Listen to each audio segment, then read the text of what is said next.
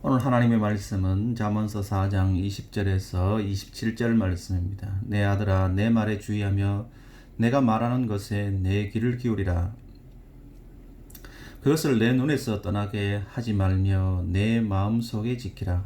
그것을 얻는 자에게 생명이 되며 그의 온 육체의 건강이 됨이니라. 모든 지킬 만한 것 중에 더욱 내 마음을 지키라. 생명의 근원이 이에서 남이라.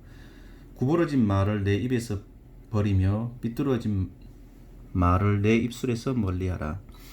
내 눈은 바로 보며 내 눈꺼풀은 내 앞을 곧게 살펴 내 발이 행하는 길을 평탄하게 하며 내 모든 길을 든든히 하라.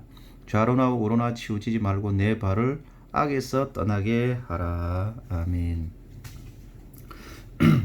이 세상을 이렇게 가만히 살펴보면요, 세상의 어떤 그 구조 속에 어떤 것을 지키느냐 아니면 빼앗기냐 하는 이런 큰 구조 속에 있는 것 같습니다. 어떤 사람은 지키기 위해서 안간힘을 쓰고 또 어떤 사람은 그것을 빼앗기 위해서 안간힘을 쓰는 모습들을 이렇게 종종 보게 됩니다. 지키느냐 빼앗기느냐, 이러한 문제에 있어서 이 오늘 잠언서는 지혜로서 그것을 지킬 수 있다라고 말씀을 하고 있습니다. 어리석은 사람은 도리어 빼앗긴다라는 것이죠. 제 집에 있는 꼬마 녀석하고 이렇게 한 번씩 바둑을 뜹니다. 이 바둑을 뜨면 인생의 그 척소판이라는 생각이 많이 듭니다.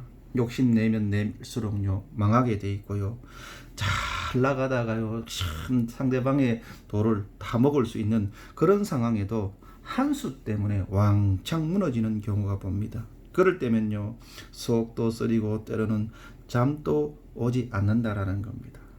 이렇게 보면 왜 이렇게 빼앗길까 가만히 생각하면 한순간에 그 실수이고 그 실수 속에 살펴보면 자꾸 내 것만 본다라는 겁니다. 내 것만 보니까 결국에는 늘지도 않고 계속해서 먹히기도 한다라는 겁니다. 이 고수라는 말이 있어요. 세상의 어떤 그 고수들, 한 분야의 전문적인 어떤 탁월한 능력을 갖고 있는 사람들을 보면 공통점이 상대방을 잘 읽고 대처하는 사람, 내 것보다는 상대방을 너무나 잘하는 사람들이라는 겁니다.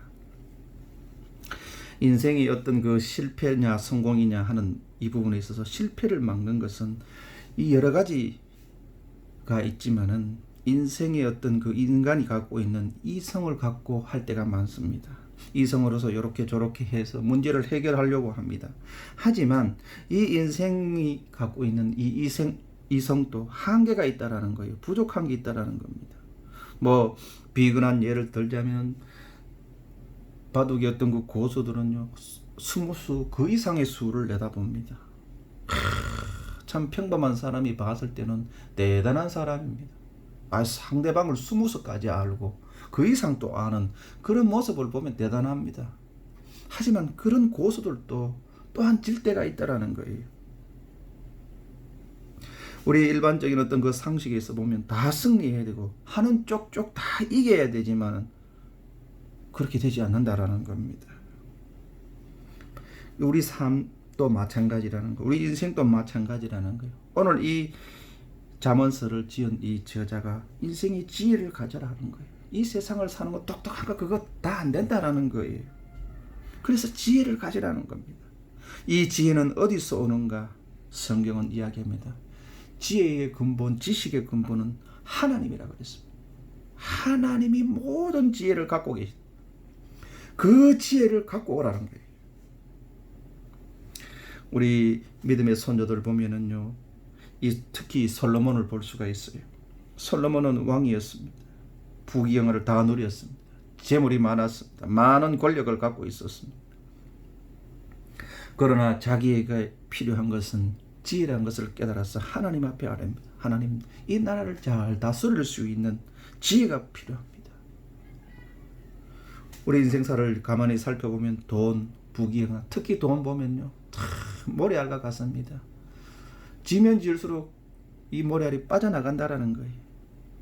성경은 이 주머니에 있는 이 돈은 날개를 달아서 날아간다고 말하고 있습니다. 다 가졌는 것 같지만 어느 순간 술술술술 다 빠져나간다라는 거예요. 부귀영화도 마찬가지라는 겁니다. 오늘 이 말씀에서 보면은 23절 말씀에 보면 이런 말이 있습니다. 모든 지킬 만한 것 중에 더욱 내 마음을 지키라. 생명의 근원이 이에서 남이라 라고 말씀을 하고 있습니다. 이렇게 이 생명의 근원이 되는 그 지킬 만한 것 중에 마음을 지키라 라고 말씀을 하고 있어요. 마음. 이 마음이라 하는 건 굉장히 복잡합니다. 정신적인 어떤 모든 작용을 하는 것이 마음입니다. 사람이 앞일을 계획하는 것, 그 다음에 결정하는 것, 뒷날을 추억하는 것, 그리고 그 마음이 우둔한 마음을 가지느냐, 아니면 완고한 마음 가지느냐, 아니면 착한 마음을 가지느냐, 여러 가지로 이 복잡한 센서입니다. 이 마음을 통하여서 지혜를 장착하라는 거예요. 오늘 말씀에. 그 마음을 지키라 하면서 그 지킬 수 있는 것, 그 구체적인 그 내용을 이렇게 이야기합니다. 24절 말씀에 보면은 구부러진 말을 내 입에서 버리며 삐뚤어진 말을 내 입술에서 멀리 하라고 이야기합니다. 첫 번째는 말에 대해서 이야기합니다. 구부러진 말, 거짓말, 그 다음에 유혹적인 말, 부정적인 말, 왜곡된 이 말. 이 말에도 사람들은 유혹을 쉽게 늘어갑니다. 부정적인 말하면 그런 것 같다. 거짓말하면 또 그게 맞는 것처럼 그렇게 느껴질 때가 있다라는 거죠. 이런 왜곡된 말에 멀어져라 라고 말씀하고 있습니다. 마음을 지킬 수 있는 첫 번째 그 요인, 구부러진 말에서 벗어나라 라고 말씀을 하고 있어요. 두 번째로는 25절 말씀에 내 눈을 바라보며 내 눈꺼풀은 내 앞을 곧게 살펴라고 말합니다. 눈을 바라보라는 바로 보라라고 이야기를 하고 있어요. 눈은 모든 환경과 사물을 사진 찍는 것처럼 착각 머릿속으로 전송을 합니다. 모든 그 보는 거에 따라서 현대 마케팅의 그 근원이 되는 게 뭡니까? 소비자의 눈동자가 어디에 초점을 맞추고 있느냐가 따라서 마케팅을 설계를 합니다. 요즘 또 그래 보면은 CCTV 보면 소비자의 눈빛에 따라서 모든 저 사람이 좋은 물건을 어떻게 선택하느냐 결정 지을 수 있는 것이 뭐냐면 상대방의 눈을 보는 거예요. 눈을 조사하는 거.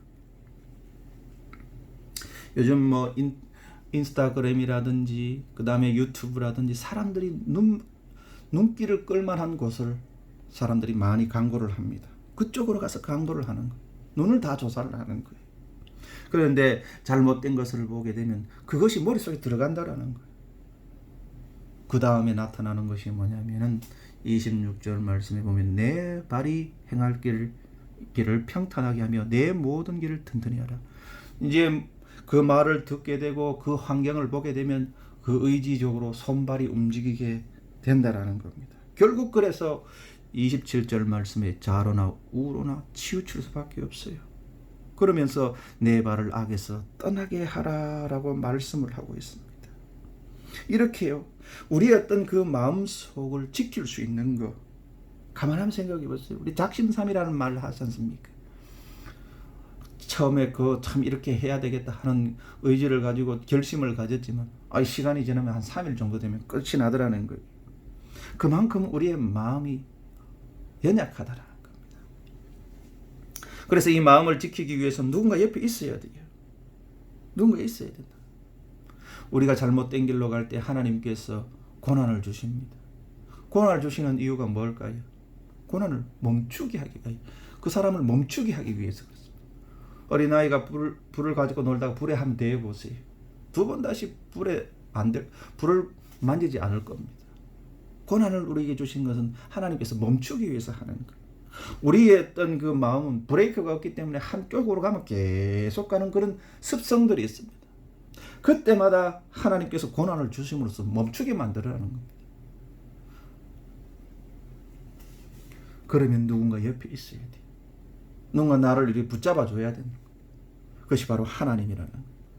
그 하나님께서 우리의 마음을 지킬 수 있도록 지혜를 장착해 주신다라는 발을 악에서 떠나게 할 수 있게 하는 것. 마음을 지키는 거예요. 하나님이 나와 함께 하심으로 통해서 하나님을 통하여서 지혜를 주시고 그를 멀리 하게 한다는 것을 오늘 말씀을 하고 있다는 겁니다. 우리의 마음을 지키고 그 지킴을 통해서 생명의 근원이 거기서 난다는 것을 오늘 이 잠언서가 지혜로운 말씀을 하고 있다는 것. 우리 마음속에 지혜를 장착하는, 그리고 장착하여서 승리하는 저와 여러분이 됐으면 좋겠습니다.